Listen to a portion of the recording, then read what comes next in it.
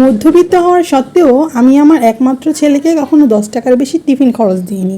সে বরাবরই তার বন্ধুদের দেখিয়ে বলে, বাবা দেখো আজ সে কত ব্র্যান্ডের ঘড়িটা পরে এসেছে, বাবা দেখো তার স্কুল ব্যাগটা ইম্পোর্টেড, সুন্দর না বাবা? আমি মাথা নাড়িয়ে শুধু সম্মতি জানাই। আমার ছেলের সাহস কিন্তু হয়নি কখনো সেম জিনিসটা চাওয়ার। একদিন তার পায়ে সামান্য ব্যথা, স্কুলে যাওয়ার সময় বলল, বাবা আমাকে তোমার সাথে অফিসের গাড়িতে নিয়ে স্কুলে নামিয়ে দেবে? আমি তার সমস্যার কথা বিবেচনা করে বললাম, ঠিক আছে।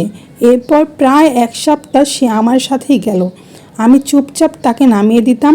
আমার ছেলে এখন দেখছি হেঁটে যেতে ইচ্ছে করছে না। পরের দিন সকালে আমাকে বলার আগেই আমি বলে দিলাম, অফিসিয়াল জিনিস ব্যক্তিগত ব্যবহারের জন্য নিষেধ। বাড়ি থেকে স্কুলে 10 মিনিটের পথ, নির্দিষ্ট সময়ে আরও কিছুক্ষণ আগে বের হবে, হেঁটে যেন যেতে পারো। ছেলে আমার প্রচণ্ড মন খারাপ করে বসে রইল। এদিকে আমার স্ত্রীও মন খারাপ করেছে। কেন করি এমন, এর উত্তর জানা নেই আমার। আজ সন্ধ্যা ছেলে আমার বাড়িতে এসে বলছে, জানো আমার বন্ধু শহরের সবচেয়ে সেরা স্কুলে ভর্তি হয়েছে। আমিও বলার আগেই আমি তাকে থামিয়ে জানতে চাইলাম, বাবা প্রতিষ্ঠান সেরা হয় নাকি ছাত্র? ধরো আমি তোমার সেই স্কুলে দিলাম কিন্তু তুমি ফেল করলে কোনো সাবজেক্টে, তাহলে তুমি কি বলবা, তুমি ফেল নাকি স্কুল? ছেলে আমার বলল, বুঝেছি বাবা। আমি তার মাথায় হাত দিয়ে বললাম, এই পর্যন্ত তোমার ক্লাসের কোনো ছেলেই তোমাকে টপকে যেতে পারেনি। তুমি ফার্স্ট বয়, সুতরাং তুমি যেখানে সেরাটা দেবে সেই স্থানই সেরা তোমার মতো। এরপর সে আর এরকম কোনো কথা বলেনি। আজ বিকেলে ছেলে বলছে, বাবা একজন এক্সট্রা টিউটর দরকার, আমি ম্যাথ ইংলিশে একটু সমস্যায় হচ্ছে।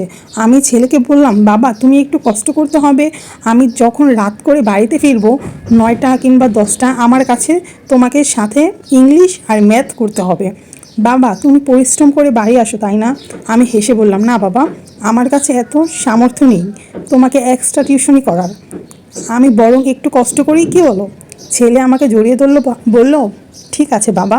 স্ত্রী রাতের বেলা জিজ্ঞাসা করলেন, তুমি এরকম 10টা টিউটর রাখতে পারো, কিন্তু আমি চাই আমার সন্তান বুঝুক আরাম করে কিছু পাওয়া যায় না, মানুষের জীবনের অভাব আসলে তা কীভাবে মোকাবেলা করতে হয় সে বুঝুক, সে কোনো কিছুই মন্দ নয়, সে বুঝুক।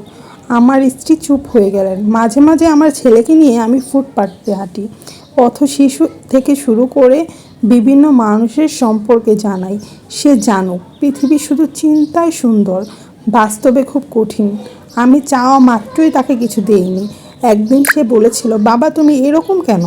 তাকে বলেছিলাম, সময় আসলে বুঝবে। 2-3 দিন আগে সে ইলিশ ও মাংস পোলাও খাবে।